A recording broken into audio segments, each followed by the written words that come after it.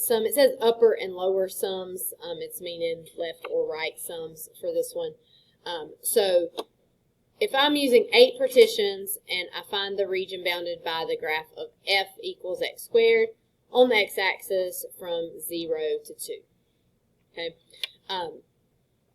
So if I'm going on that x-axis from 0 over here to 2, and I want to use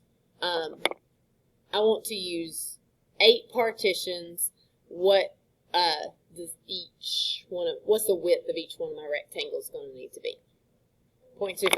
Right, so I've got 1, 2, 3, 1, 2, 3, right there. I am on purpose going to use fractions here. So I'm going to call this 1/4. I'm going to call this 2/4. 3/4. I'm going to call this 4/4. 5/4. Oh gosh, why is it doing that? 6/4. 7/4. And instead of 2, I'm going to do 8/4. That is going to help us see some of the structure that we're going to have here in this problem. So if I want to do a right sum, then the width of each one of these rectangles would be 1/4.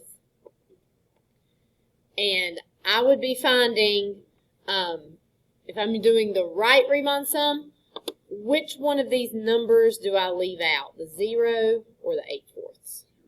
The 0, right? So I would have f of 1/4 plus f of 2/4 plus, I'm going to go for the dot, dot, dot, then I'd have plus f of 7/4 plus f of 8/4.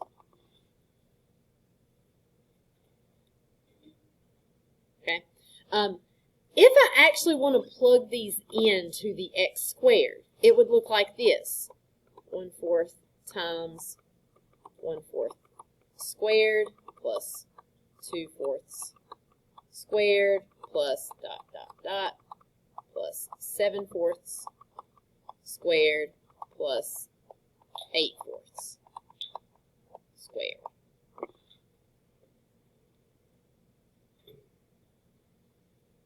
Now, let's use one of the skills that we learned yesterday to write this differently. Okay, so if I look at the sequence that's happening here, I can see the only thing that's really changing is that numerator of that fraction, right? So could I write this as a sum? I could. So I could write this as 1/4, and I could use my summation. What would be my starting value? 1. What would be my ending value?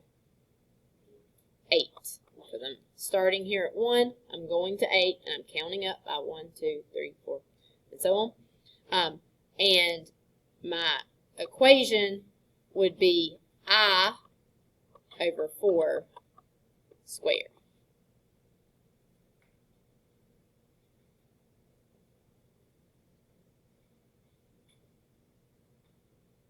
Okay. We're not getting all the way into this, so I'm also wanting to see, I think Desmos does sums. Let's see if it does. Let me make sure I'm right about that. Is it true? Oh yeah, Desmos will do a sum. They use an N. They give you the letter here is an N, so you would have to use an N for that. So we'll have N equals 1, 8. Then we'll have N over 4 squared, and I should put a 1/4 out front for that. And so that would be 3.1875.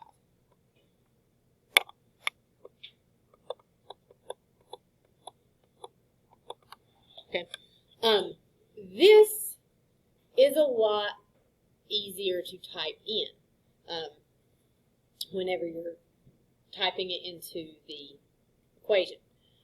Also, we've talked about ways to make this better, right? Ways to make our estimates better. And one of the ways that we said we can make it better is we could have more rectangles, right?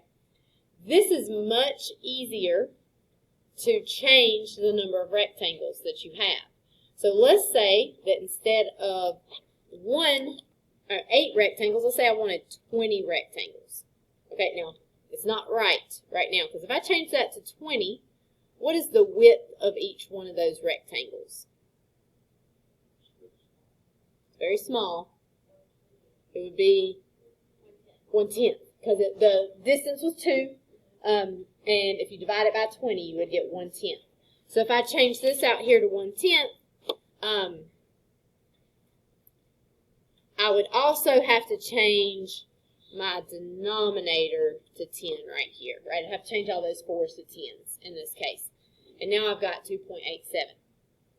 And if I wanted this to be more, I could make that more and more and more. So that summation is going to allow us to have a lot more rectangles than when we were typing in f of 1/4, f of 2/4, f of 3/4. It'll be quicker to type in, and you can do many, many more rectangles. So I think we'll just do a right sum there. I'm not going to do a left. So,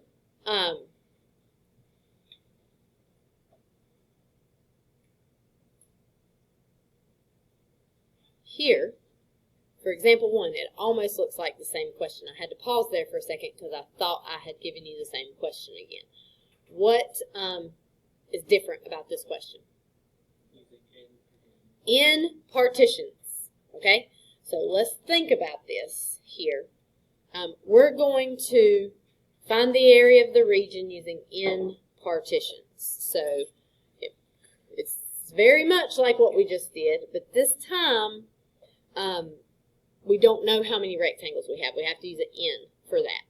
So if I think about my graph up here, it's still from 0 to 2.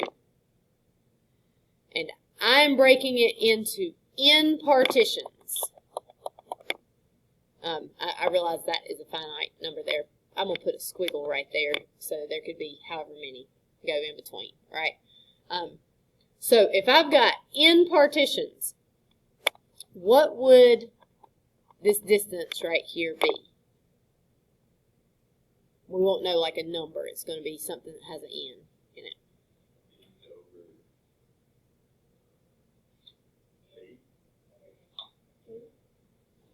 The 2's got to be involved. It's 2 divided by n, because we're taking that whole distance from 0 to 2 and we're dividing it by n, right? So like on the one we just did, it was 8. We did 2 divided by 8, which gave us 1/4. If it were 20, we do 2 divided by 20, we get 1/10. But if we don't know what number our n is, we got to do 2 divided by n. So this is our change in our x values here. So that would mean that if we labeled this, let me move that right there. Move that up here. If we labeled this right here, that this would be 2 divided by n. That's that distance right there. What's the next one going to be?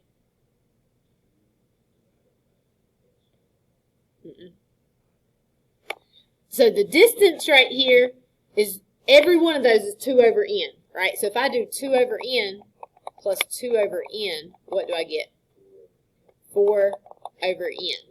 So this would be 4 over n. And this would be 6 over n. And this would be 8 over n. And then, I don't know how many times that goes on, but eventually, I would get 2n over n as my last one, because 2n over n, n's would cancel and I would get 2.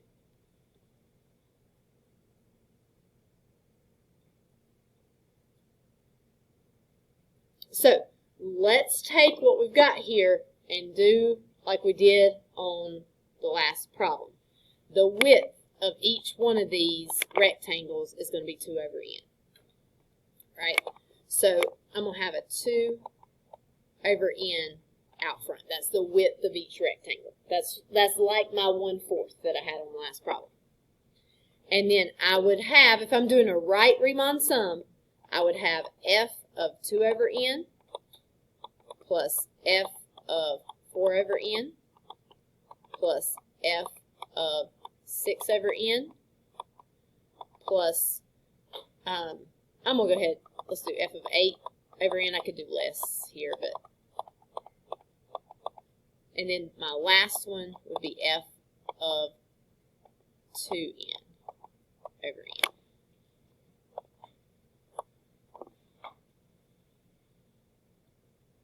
Okay, let's take these values and let's plug it into the equation, which is just x squared here, okay? Because that f is going to be difficult to do. So we're going to have 2 over n, and then we'll have 2 over n squared plus 4 over n squared plus 6 over n squared plus 8 over n squared plus dot dot dot plus 2n over n squared.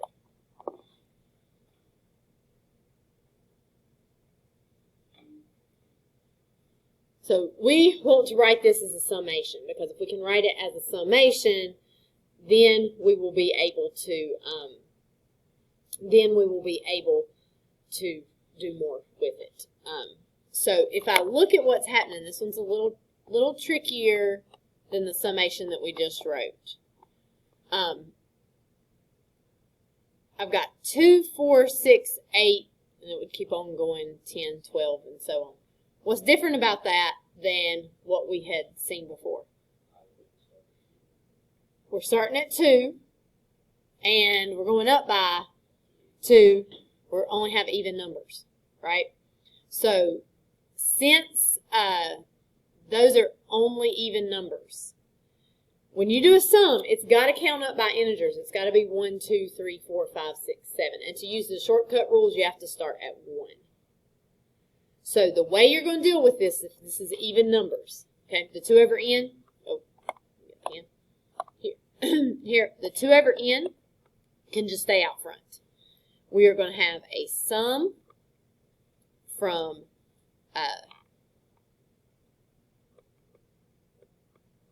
1 to, I'm going to put this up here at the end.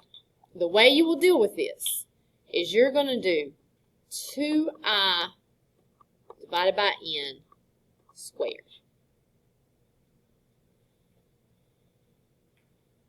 Because if I start plugging integers into this one, if I plug in 1, I will get 2 in the numerator. If I plug in 2, 2 times 2 is 4. I'll get 4 in the numerator. If I plug in 3, I will get 3 times 2, which is 6. If I plug in 4, I'll get 8, right?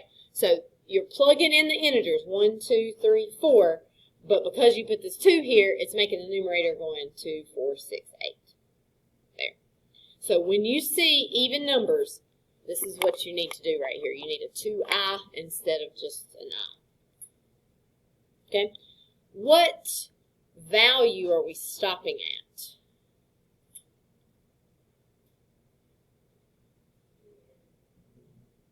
Um, 2n over n is the value that we plug in that we stop at.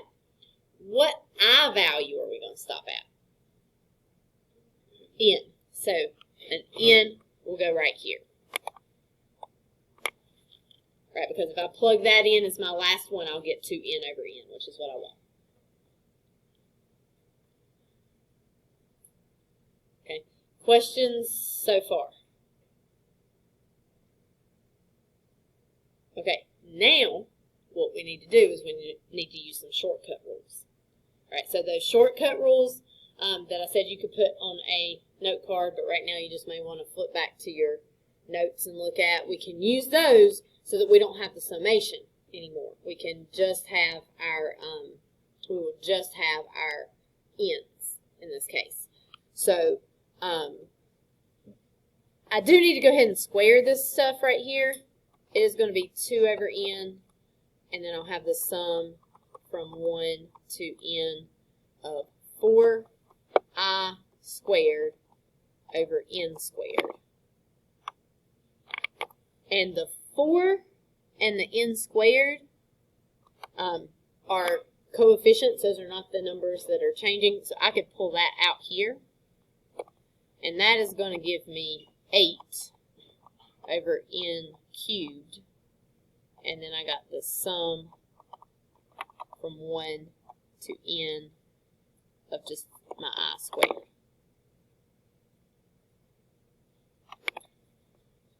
And this had a shortcut rule. The sum from 1 to n of I squared was, let's see if I got, is it n plus 1 or n minus 1? Does somebody have their notes handy? I don't know this either. N plus 1, and then 2n plus 1, all over 6 there. So I'll let you have this on a note card. I don't have them memorized great either. I know the easier ones. But you can have this on a note card. Here, our life is going to be easier if this is distributed right here. So I'm going to go ahead and do that over here so it's not such a mess. I'd probably multiply, I'd keep the n out front. I'd multiply the two binomials together first. You will get 2n squared. Then we plus n plus 2n, which would be plus 3n, plus 1 over 6, which will be 2n cubed plus 3n squared plus n, all over 6.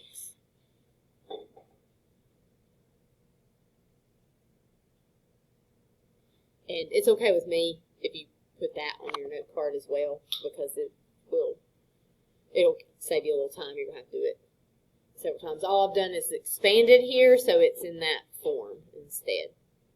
So this right here is equal to this summation. So that would give me 8 over n cubed times 2n cubed plus 3n squared plus n over 6. And if I want to multiply those, I mean, you can reduce if you want, like that. This 8 and the 6 will reduce to be a 4 and a 3. And then if you distribute here, you're going to get 8n cubed plus 12n squared plus 4n on the top. On the bottom, you will get 3n cubed.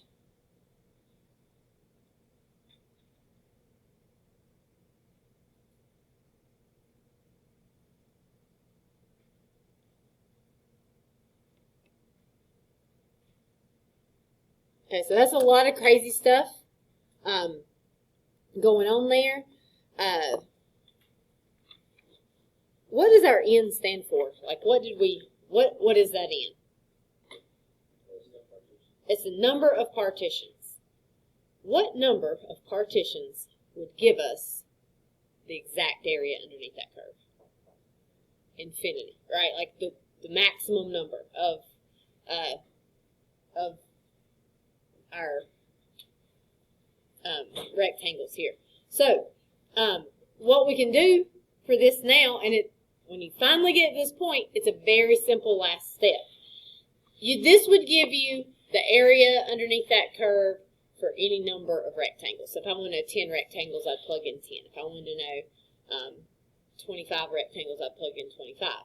If I want to know infinity rectangles, I can't plug in infinity, but I can do the limit as n approaches infinity of 8n cubed plus 12n squared plus 4n over 3n n squared. And how do I do a limit as n approaches infinity? And what do we get here? We get... Oh, I'm sorry. I copied that wrong. That might mess you up. No, that's 0. No, it's 8. No, it's Divide coefficients, 8/3. 8/3, yeah. 8/3. Okay, so if you can get it to that last part, your very last step is to do the limit as n approaches infinity. It should be an exponents are the same divide coefficient scenario. If it's not, then you've probably messed up somewhere. So that last part should be pretty easy if you can get it to that point. Getting it to that point is not necessarily easy. It wouldn't make sense for there to be nothing on the curve. Right. There'd have you can get a 0, but you probably won't for these. What area above the curve is positive, area below the curve is negative, so you can have them like cancel each other out. But I don't think you're going to see that at this point. I think they mostly stick with positive areas for this right now, because this is sort of like, this is a limit definition. We're going to come up with a better way before long.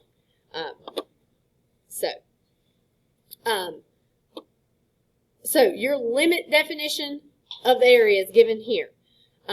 You need to do the limit as n approaches infinity of the sum of f of whatever times delta x. This delta x right here is your number, or I'm sorry, delta x is width of rectangles.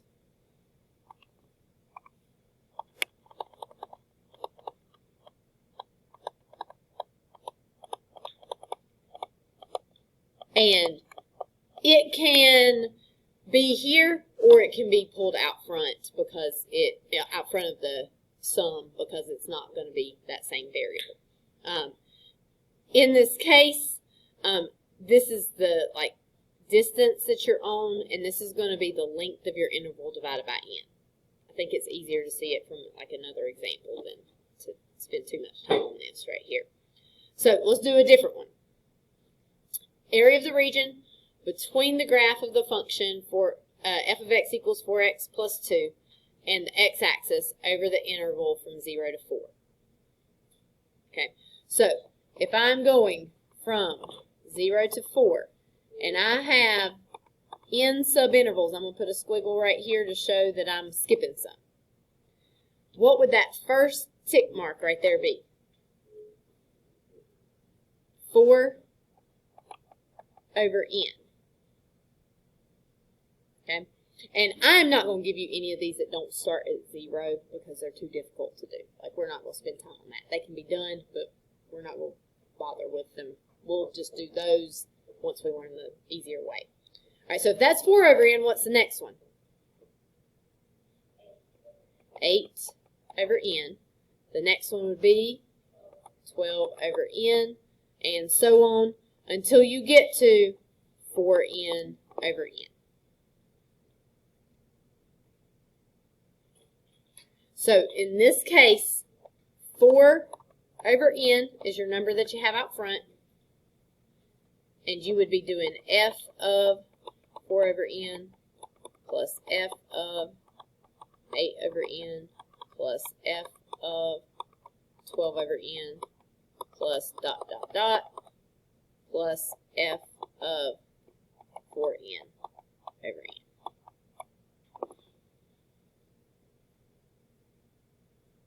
Same as we did for the others, but we've got the n's in there that makes it much more complicated seeming than it used to be. So if I'm finding f of 4n, it means I'm plugging into my equation for f. Right? So that looks like this. I think it is helpful to keep another set of parentheses around this. You got 4 times 4 over n plus 2 plus 4 times 8 over n plus 2 plus 4 times 12 over n plus 2 plus dot dot dot, And then you got 4 times 4n over n plus 2.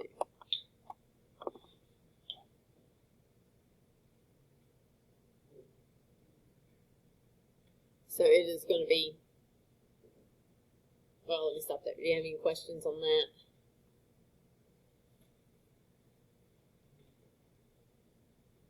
So now we want to rewrite this with a sum, so we can go to shortcut rules, so we can do a limit. All right, so those are the steps. You got to do your Riemann sum with the ends, write it as a summation, put in the shortcut rules, use a limit at the end.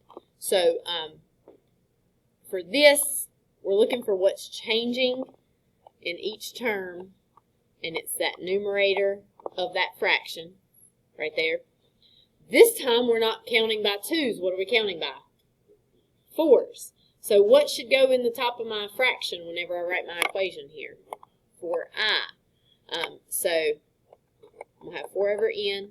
I'm going to have the sum from 1 to n of 4 times I over n plus 2.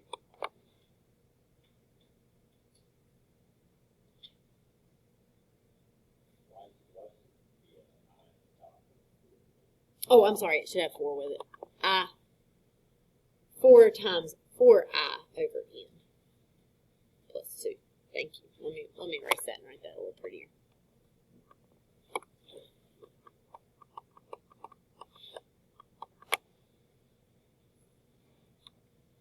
All right, so to get this to shortcut rules, I need to sort of combine what I've got here. I'm going to put this over 1. This 4 over n is going to stay out front the whole time. I'm just going to wait till the end to deal with it. So I'm going to break this into 2 sums. I'm going to have the sum from 1 to n of 16i over n plus the sum from 1 to n of 2. So I broke those into 2 separate sums because I had 2 different terms there. And the 16 and the n right here can go on the outside of the sum. Be careful, it can't go all the way out to the front because it does not apply to the second part. It just goes like right here. So you got 4 over n, and then you got 16 over n, sum from 1 to n of I, plus the sum from 1 to n of 2.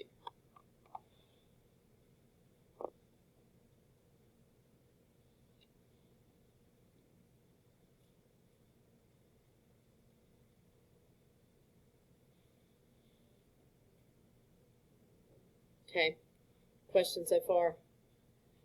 Now come in our shortcut rules, because this is the shortcut rule that the sum from 1 to n of I equals n times n plus 1 over 2. If I distribute here, because it makes it easier if I do, that's n squared plus n over 2. So I'm going to replace, let's see, 4 over n stays out here. I'm going to replace this with n squared plus n over 2. What is the shortcut for a constant? It's just going to be 2 times n. Because when I have just a constant, I just multiply by my n value there.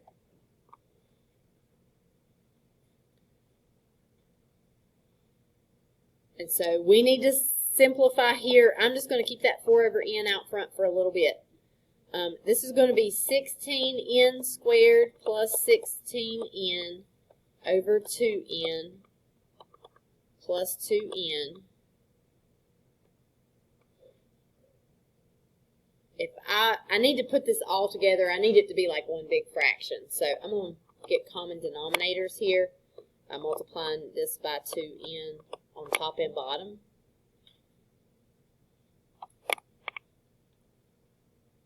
which is going to give me 4 over n times 16n squared plus 16n plus 4n squared, all of this over 2n, and that's going to be 20n squared plus 16n over 2n. You can reduce if you want, or you just go straight as it is. You got 80n squared plus 16 times 4 is going to be 64n over 2n squared. And if you've done everything right, when you get to this point, you should have the same degree on the top as you have on the bottom, so that you can now do the limit as n approaches infinity, and that will be 80 over 2, which will give you 40.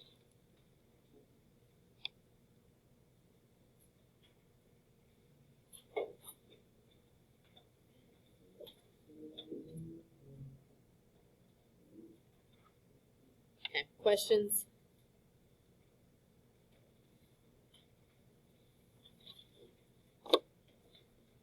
All right.